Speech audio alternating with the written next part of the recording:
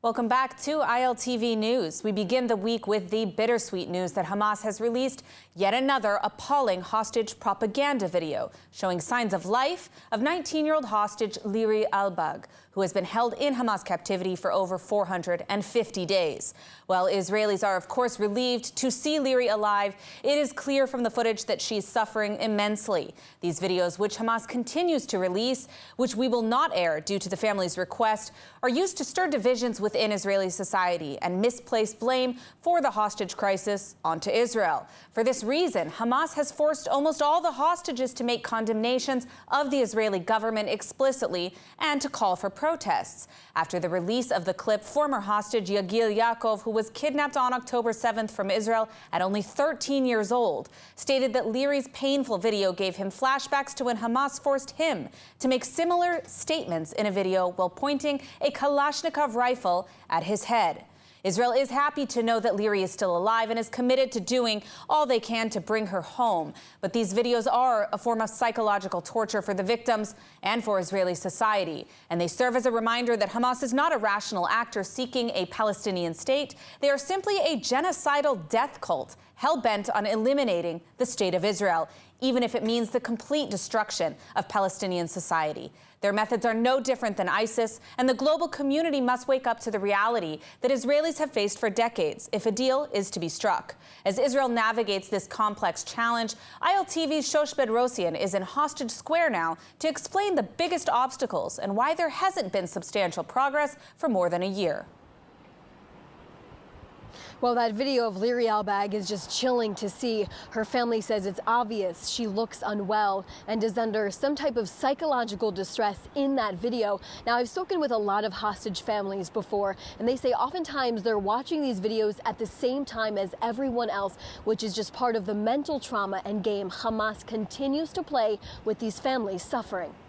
Just minutes before Shabbat ended, Hamas released this undated proof-of-life video of 19-year-old Liri Albag.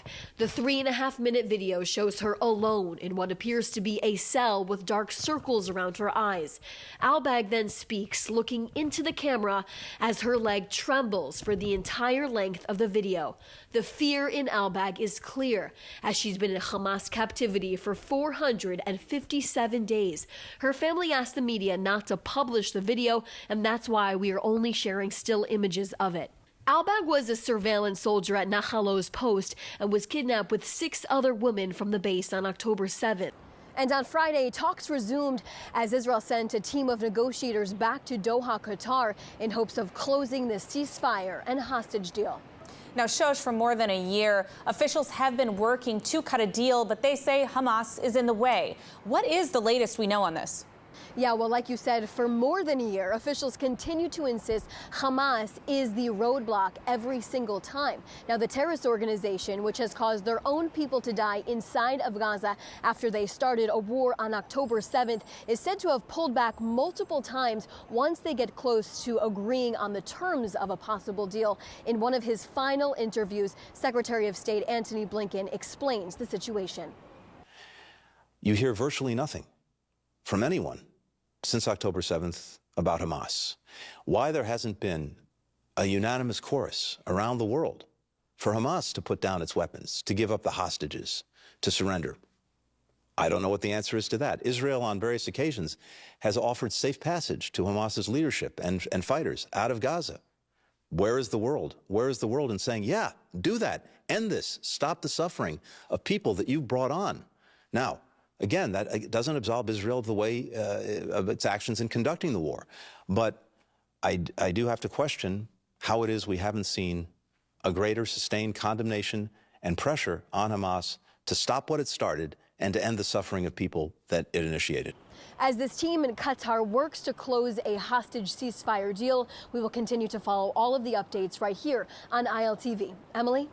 All right, thank you, Shosh, for that update. Well, Israelis are, of course, feeling the pain of repeated failures to secure a hostage deal, especially in the aftermath of yet another Hamas propaganda video. Now, joining us to discuss the current situation and what hope there may be for releasing these hostages is Gershon Baskin, the Middle East director at the International Communities Organization. Gershon, welcome. Thank you for being with us. Always a pleasure to have you on. I'd like to start by getting your take on the current breakdown in negotiations. We see pressure mounting in Biden's final days in office. It seems several times we've been close, and according to the U.S., at least in the last clip we saw, Hamas has balked multiple times at the last minute. What's your take on this? I don't see that as a purely accurate reading of the reality on the ground. The fact is that it takes two sides to tango, and both sides have to agree to make an agreement. Hamas's demands have included an end to the war and Israeli withdrawal from Gaza, and they are willing to release all the 100 hostages in exchange for that, with, of course, the release of Palestinian prisoners. But Israel has refused to end the war or to withdraw from Gaza. So this is one of the points that we're blocked on. Another point is that Israel is demanding a veto on 60 or 65 names of Palestinian prisoners to be released. Hamas doesn't agree to that. Israel wants to deport Palestinian prisoners who will be released. Hamas doesn't agree to that. Hamas has been demanded to present a list of 32 or 34 living hostages that would be released in the first release. Hamas says that they are not able to do that. They have about 20 names that they can give right now.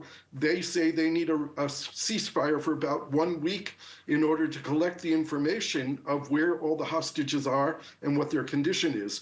And this is completely reasonable because they control actually very little of the Gaza Strip.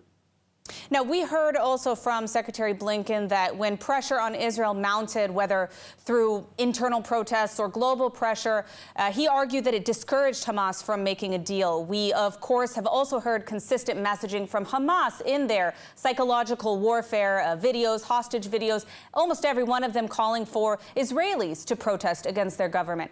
How can Israel and the global community increase pressure on Hamas to agree to make a deal, and hopefully fast, for the sake of these hostages? Yeah, there's very little that the international community can do to pressure Hamas to make a deal. Hamas's main interest is to end the war because, and they've been saying this for months. In fact, in September, they agreed to a deal that would release all the hostages on the condition that the war would be ended. It's not clear whether or not Hamas is, in fact, as they said, willing to give up control of Gaza, or at least governmental control of Gaza. This is also something they've been saying as recently as 2 days ago when they issued a statement supporting an Egyptian attempt to create a civilian technocratic government in Gaza. But the issue of Hamas's weapons and its troops is still undefined. And this is something that Israel has refused to deal with. It has to be dealt with at the political level, not only at the military level, if we want to get a deal that's going to bring back all the hostages. And all the hostages will not come back until the war is over. And now Hamas and, of course, its sponsor, the Islamic Republic of Iran, are both anticipating somewhat of a crackdown with Trump's upcoming presidency. What do you expect to see from the next administration? And do you think that they'll be able to successfully secure the release of some, if not all, of our hostages? I spoke to one of the heads of the Israeli negotiation last week, and I understood that January 20th is a target date to reach an agreement. And that's the date that Trump takes the oath of office and comes into the White House.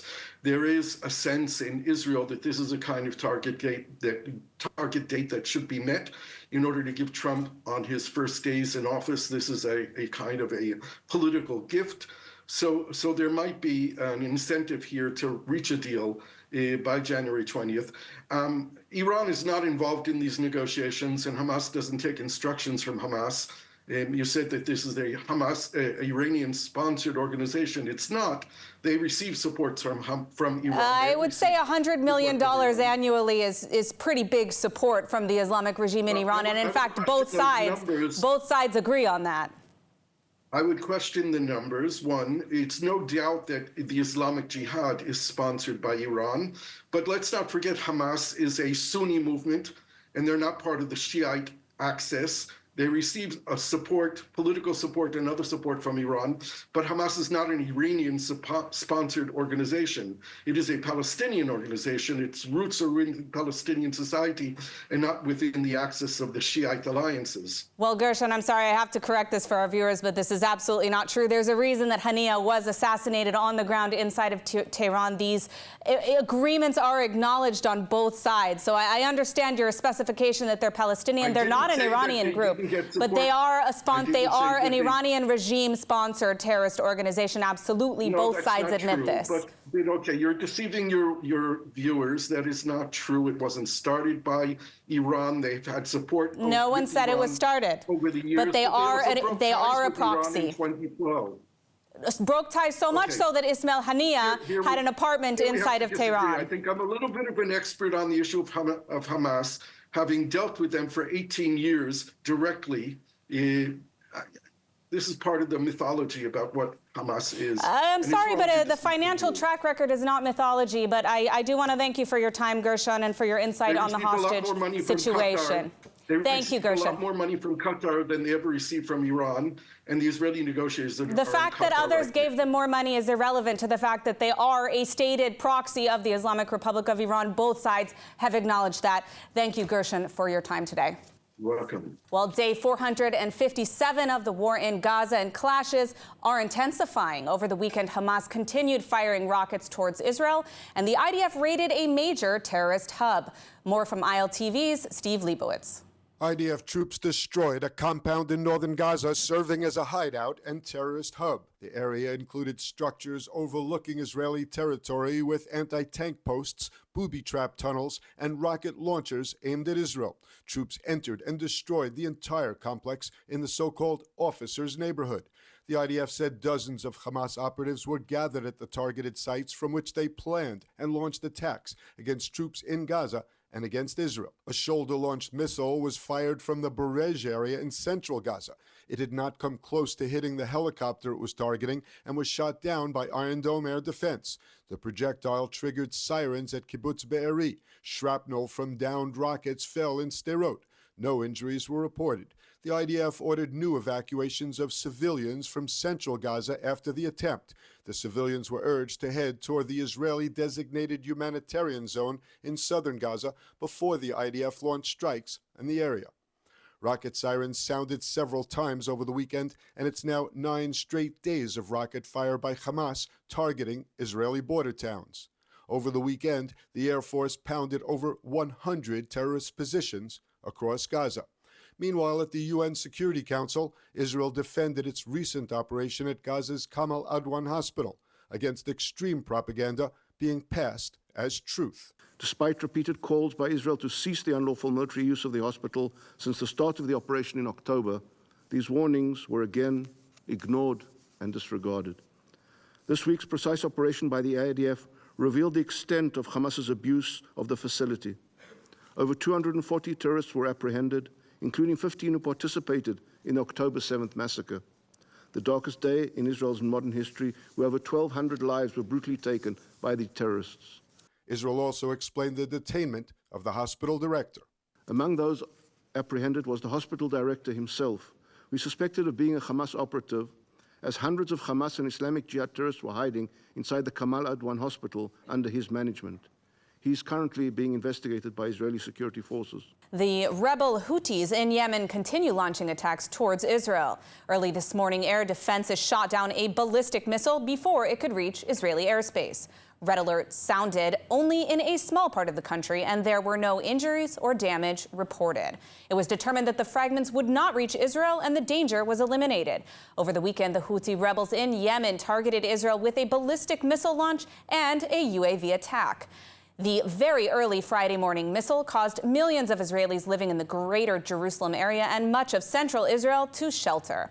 The Houthis claimed responsibility for the attacks, which are continuing despite repeated devastating attacks by Israel and U.S.-led allied forces on Houthi military and economic targets. Well, as President Biden prepares for the end of his term, the White House National Security Advisors are preparing for any escalation when it comes to the Islamic Republic of Iran.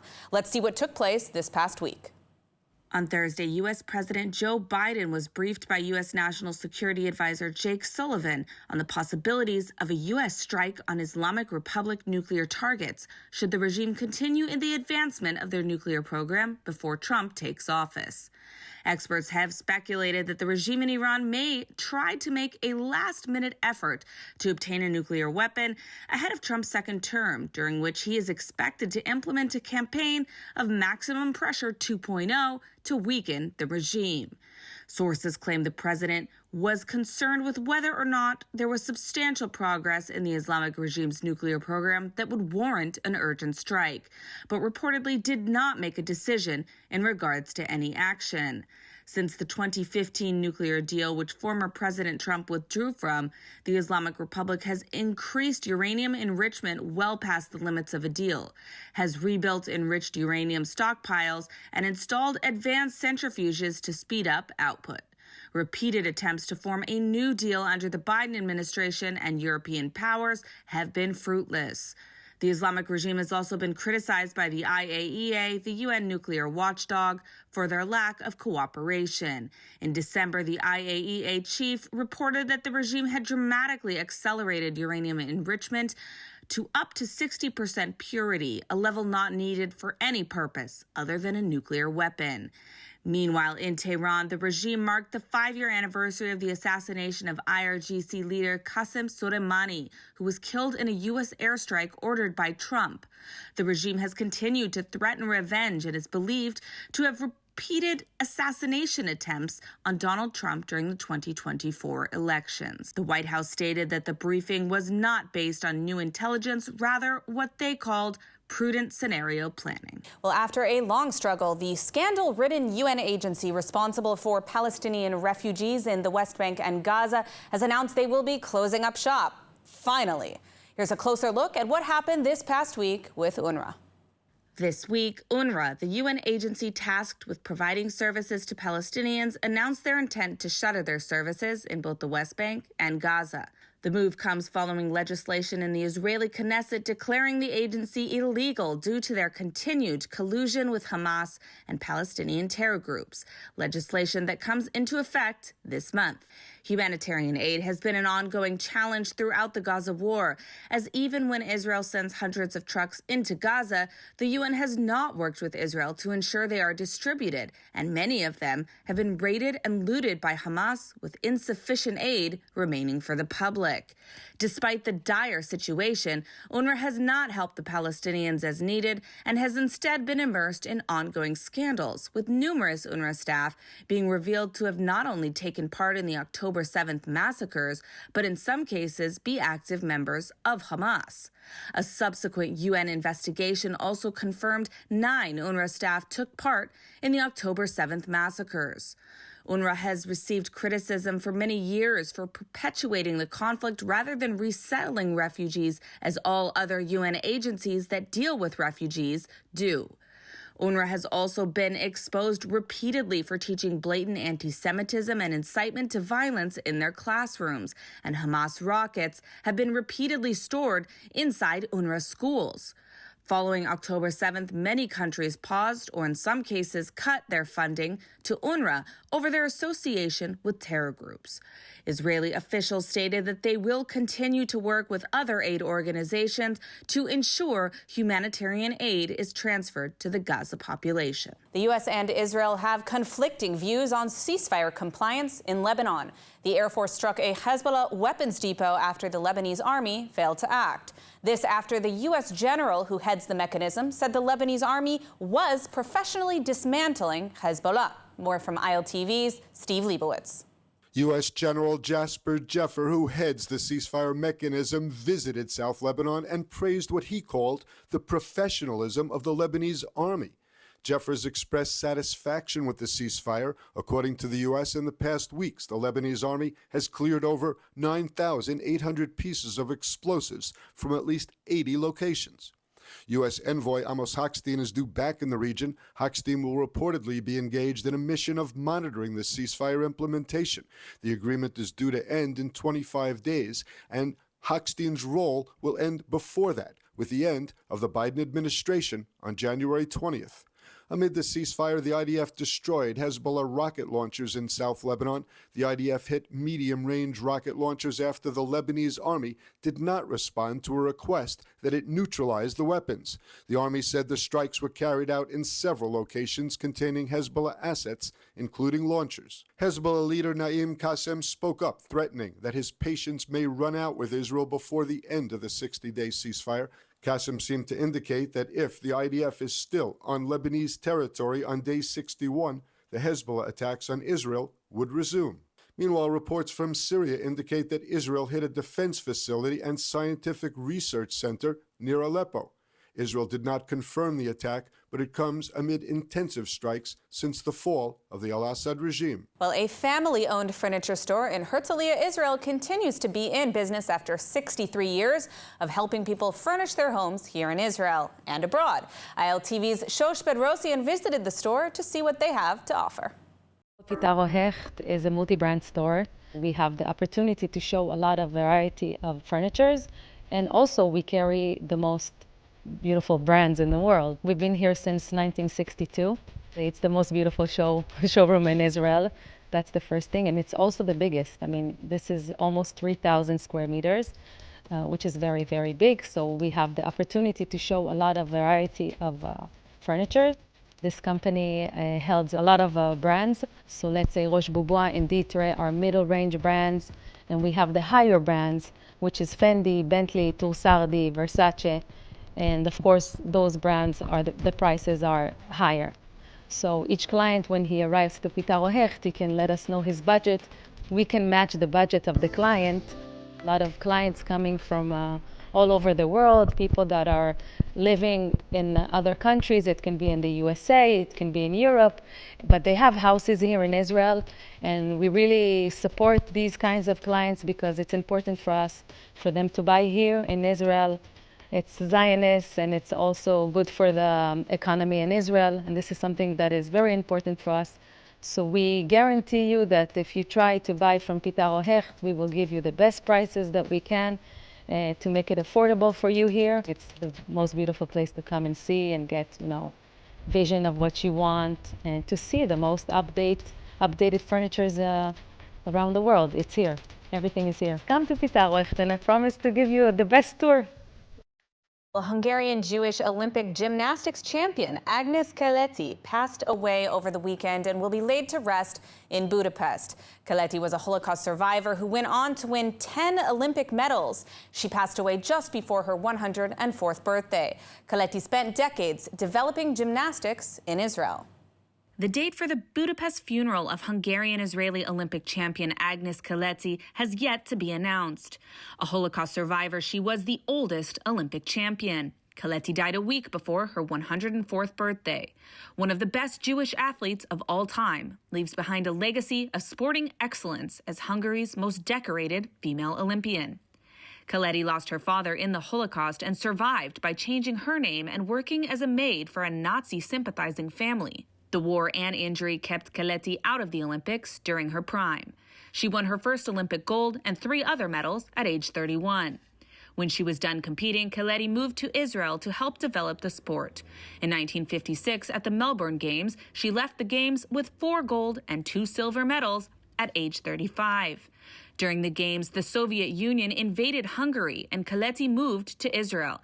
She spent decades developing a professional gymnastics program in Israel. She taught physical education at the Wingate Institute for 34 years and was the national team coach until the 1990s.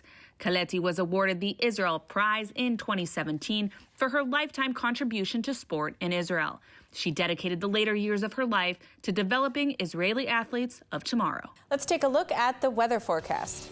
Clear skies are expected around the country tonight with lows of around 9 degrees Celsius or 49 degrees Fahrenheit. Then tomorrow we'll see cloudy skies alongside steady temperatures, seeing highs of about 18 degrees Celsius or 64 degrees Fahrenheit. That is a wrap for today's news. For the latest updates from Israel on all your devices, be sure to follow our ILTV channels, subscribe to our newsletter, and explore our website, iltv.tv. Stay informed with the latest news straight from the heart of Israel. I'm Emily Schrader. Be well, and thank you for watching.